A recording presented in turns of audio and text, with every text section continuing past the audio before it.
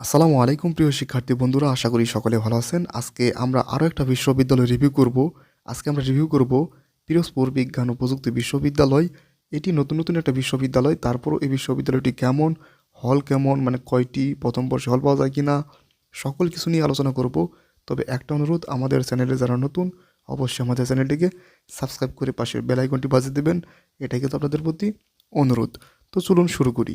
পিরোজপুর বিজ্ঞান ও প্রযুক্তি বিশ্ববিদ্যালয় এটি প্রতিষ্ঠিত হয়েছে 2022 সালে, অর্থাৎ বুঝতেই পারছেন একদমই কিন্তু নতুন নতুন। তো এখানে হল নেই, মানে আপনাদের অনেকেরই প্রশ্ন যে এখানে গেলে কি আমরা হল পাবো কি না। না, এখানে আসলে হল নেই, যেহেতু একদমই নতুন নতুন। তবে হল তৈরি হচ্ছে আর কি। প্রথম বর্ষে আপনি হল পাবেন না, আপনাকে মেসেই থাকতে হবে। তো এরপর যদি বলি সেশন জটের কথা, এখানে খুব কম ডিপার্টমেন্ট এবং সেই জন্য এখানে সেশন জট নেই। দুই একটা যা ডিপার্টমেন্ট আছে সেখানে আপনি সেশন জটে আর কি পড়বেন না বলা চলে। তো এরপর যদি বলি র্যাগিং, র্যাগিং তেমন নেই, সেরকম র্যাগিংয়ের কথা তো শোনা যায় না, তো র্যাগিং নেই আর কি এখানে। তারপর যদি বলি টিউশনির কথা, টিউশনি মোটামুটি ভালোই, কারণ পিরোজপুর মানে এই বিশ্ববিদ্যালয় ব্যতীত, পিরোজপুর বিজ্ঞান ও প্রযুক্তি বিশ্ববিদ্যালয় ব্যতীত তেমন ভালো কোনো বিশ্ববিদ্যালয় নেই আশেপাশে, সেই জন্য এখানে টিউশনি মোটামুটি ভালোই পাবেন। এরপর যদি বলি ম্যাচ ভাড়ার কথা, ম্যাচ ভাড়া মোটামুটি 1000 থেকে 1500-র মধ্যেই পেয়ে যাবেন, সর্বনিম্ন বলেছি এটা।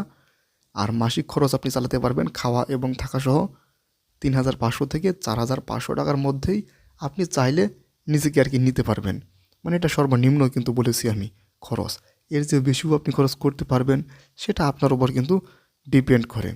এরপর যদি বলি ক্যাম্পাস কত একর, ক্যাম্পাস হচ্ছে 30 একরের ক্যাম্পাস, এবং এটি কিন্তু নির্মিত হচ্ছে, এখনও কিন্তু নির্মিত হয়নি। সেরকমভাবে কিন্তু ভবন দেখাই যায় না অনলাইনে সার্চ করলে। তো এই হচ্ছে কথা। তো এসব কিছু মাথায় রেখেই কিন্তু আপনাকে এই বিশ্ববিদ্যালয়ে যেতে হবে। এটা কিন্তু নতুন একটা বিশ্ববিদ্যালয়। তো এই হচ্ছে কথা। তো আরও কিছু যদি জানতে চান এই বিশ্ববিদ্যালয় সম্পর্কে, তাহলে কমেন্ট করতে পারেন, আমরা উত্তর দেওয়ার চেষ্টা করব ইনশাল্লাহ। তো সবাই ভালো থাকুন, সুস্থ থাকুন, সবাইকে ধন্যবাদ। আসসালামু আলাইকুম।